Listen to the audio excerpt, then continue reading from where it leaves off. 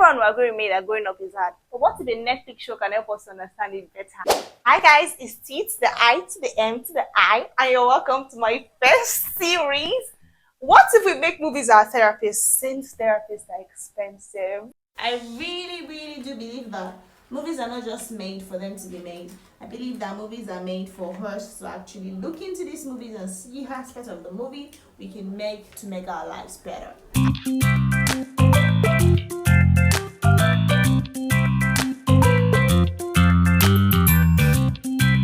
Trying to analyze movies in such a way that we can try to learn one or two psychological things from it and impact our lives with it.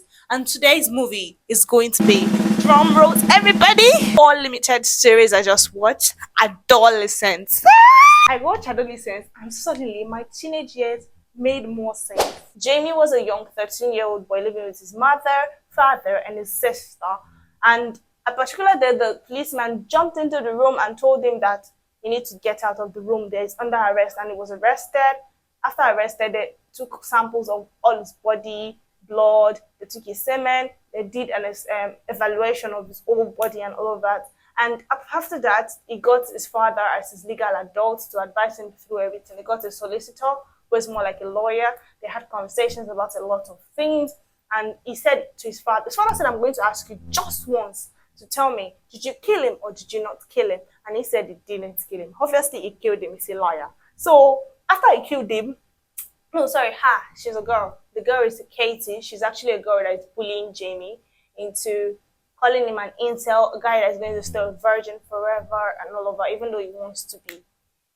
I think I'm going to have to read a lot on Matrix because that explored my mind towards that aspect too. So yeah, the plot structure was very incredible. Like the beginning was barging into the house and then this kid is just there. That I didn't do it, And it's just like, oh my god, with the British accent, my son didn't do it. Oh my god, so funny. And then barged into the door, picked the sword, take him to the station, the little sister is there, wondering what's going on. And what is happening here? I yap, of course, most of the time. I hope my mic is on. I have more clothes than this one, guys, I promise. And so I asked ChatGPT to give me some prompts for us to be able to discuss this. So we're going to be starting with breaking down the themes of this particular movie. We have identity and self-discovery in this movie. When I watched this particular scene where I realized what kind of thoughts this boy has about himself, how he identifies himself as ugly, and he's seeking validation from other people on why the therapist the psychologist shouldn't call him ugly. Why is it that when we say that we are ugly, we expect that the person that we're talking to just must say, no, you're not ugly, you're wonderfully and beautifully made. Why are we not thinking about that ourselves? That just gives me a level of thinking about the boy identifies himself as low self-worth, and that kind of thing growing up into an adult can make him to start to seek validation from people and self-harm and self-harm in with thoughts actually. So that's one key aspect of this particular movie that is actually intriguing. And what should we get away from this part? We should think about ourselves in a positive light and not trying to wait till other persons tell you that no. Like when people tell you that you're handsome, you're like, no, me that I've not dated for 3 years. Boy, come on, take a freaking compliment, mate. Just take a compliment because now we are realizing that what you identify as can actually trigger you when another person says something about it. Because I mean, this particular young boy, Jamie, he thought himself as ugly and unattractive to ladies. He said, of course not, no lady will be attracted to him, as we can see in this clip here. Jamie, I asked whether you were attracted to women. Do you think women are attracted to you? Of course not. Why, of course not? Because I'm ugly. So how do you feel about being ugly? It is not about the girl. It is not about Katie, or what's her name again. It's about Jamie because of the way he thinks about himself and identify with himself. That's why, because of just a particular emoji that signifies incel, he got triggered and had to go kill her. That's not a fault. That's because of the identity in which Jamie identifies at.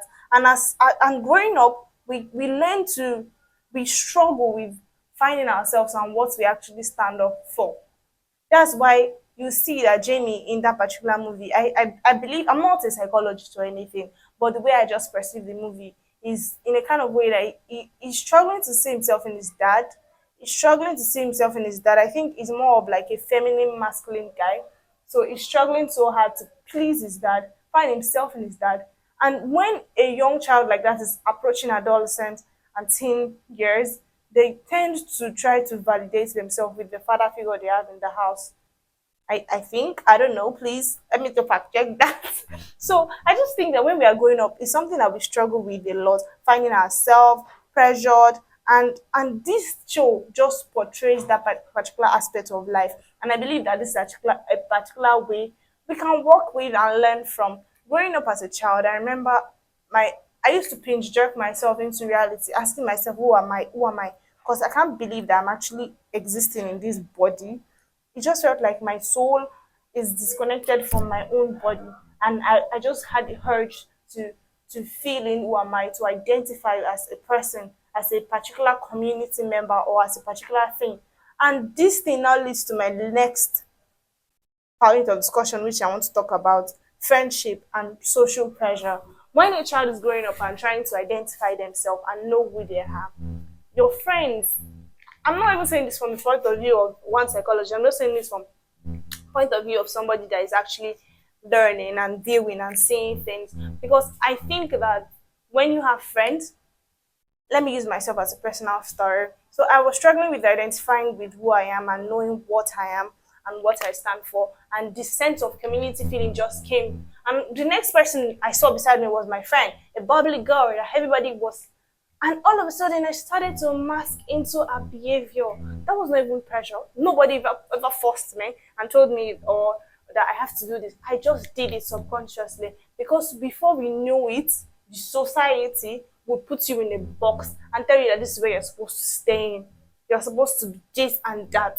And sometimes we struggle to fit in, but we then lose our own particular identity and mask into another person's identity. And this is actually a very key aspect of our life that many people, many young adults, many human beings still do till now because you are here, you're not getting accepted. You are somebody that is struggling to validate yourself, probably because of how you were treated at home or something. And then all of a sudden, you see a particular character, another person that is this way that you can. I thought himself so low, he thought himself so very low, he associated himself with people that are actually low too. And all of them got bullied together. And then when this Katie girl, we realized that came out and everybody has seen her topless and all of that, he decided that he's going to start to chase her. Not because he was attracted to her, he just felt like she was an easy fish to catch. I thought when she was like that weak, she might like me. He said you didn't like her. She's flat, that's fact, but I didn't mind her. What did this teach us, ladies and gentlemen? Girls, you need to higher your standards, okay? Don't allow anybody to make you feel like you're and W to Katie actually, because she said she's not that desperate. Not because Jamie is and that's from the point of view of Jamie, it's an horrible thing to say to him, but from the point of view of Katie, I feel like that's amazing because she knows her self-worth. She knows her self-worth is above her being just topless or everybody seeing her, whatever. So I feel like that's some kind of self-confidence and self-worth. And on Jamie's part, that's horrible, that's horrifying because she just validated how he felt about himself the first time. It's not her fault. She could have just said that, and another person that has confidence in themselves would have just like, oh, girl, you're joking, and something like that. But he took it personally. Part of the body I really wanted to, but I didn't. I just touched her. It makes me better.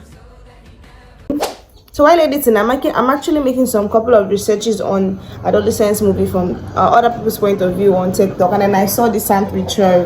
Jamie actually do not like pickle sandwich, so the psychologist had brought a sandwich for him, yeah, and he said he didn't like sandwich, and he pushed the sandwich aside, and then the hot chocolate he started having it. But the minute that the girl started to instigate him to speak, he knocked off the chocolate, and that is to show that he has knocked off his innocence, any vulnerability, any kind of looking at him as a child. And then he had a bite of the pickle while he was talking to the psychologist about how Kate is a terrible person, and he was trying to get her to be on his side.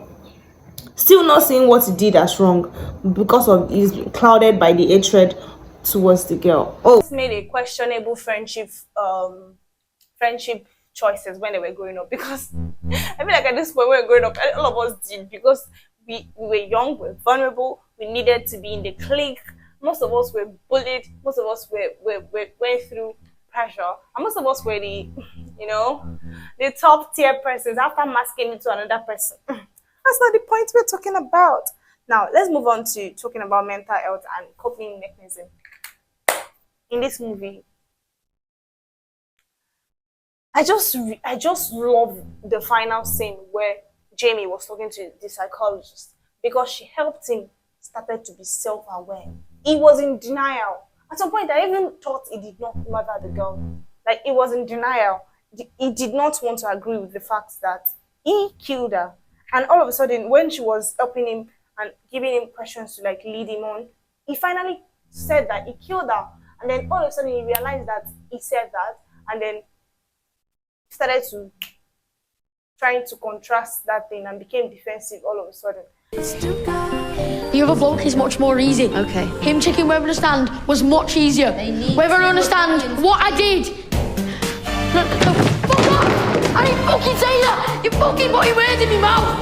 It's like a fucking trap in here! Signal away like a fucking queen, yeah? You don't even like me a bit! And one thing that is really, really interesting to look at in this particular series is the fact that in that particular place where they were talking to the psychologist and all of that, there's a particular place where the psychologist was speaking to him, asking him questions that help him to reveal his understanding of the world to her. And because he wasn't ready to explore that feeling, explore that emotion, he started to gaslight her. No, it's not like really gaslight her. It started to make her feel like it is about her, started to say bad things to her.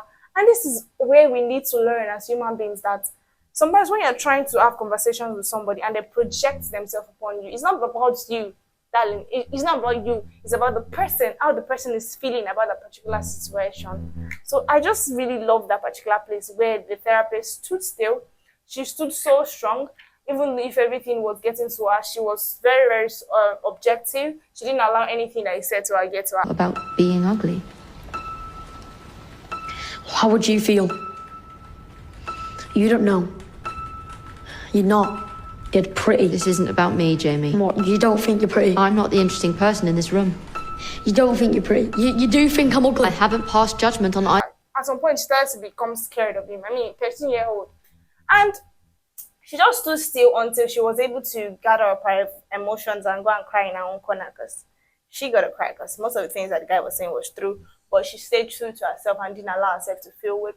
And that's why I commend psychologists a lot. So that's it basically. I just like the whole idea of this. We've come to the end of the analyzing and making this movie a therapist. Every single time where you have to question your identity, question what kind of pressure you are facing, kind of validation you are seeking, kind of thing you are in at the moment of wherever you are talking. Just remind yourself that adolescence is your therapist.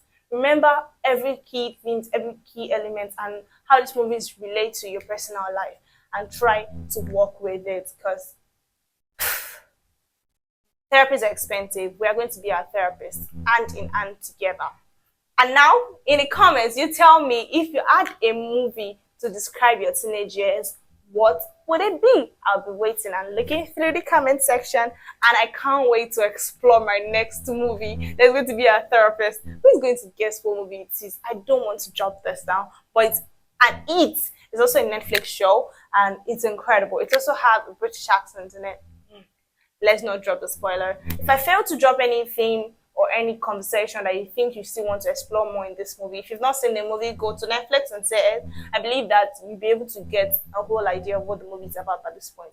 So basically, his family tried to bond over the traumas they are facing, and he called his father and told his father that eventually he's going to be pleading guilty. And the policeman's son, which was around the same age or just a little bit older than Jamie, was the one that helped the policeman to understand what incel meant, because it was like a social media terminology.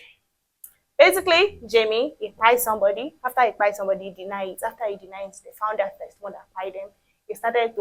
They gave him a psychologist that's going to be helping him to be thinking about the way he's thinking. Like that boy said, he seemed like somebody that would be a misogynist and a serial killer. Oh, forgive me. And so, Jamie got arrested. At the end of the day, he was asking the psychologist if the psychology likes him. This seek for validation keeps continuing over and over again. So basically, that's what happened in the particular series, and that's what is to be done. Next month, next week, which is April, we're going to be conversing about our next movie, which we're going to be making our therapist. See you in my next video. Don't hit the dive button, subscribe, like, draw a thumbs up, comment, and everything you should be doing. I love you guys, and I see you to the I, to the M, to the high.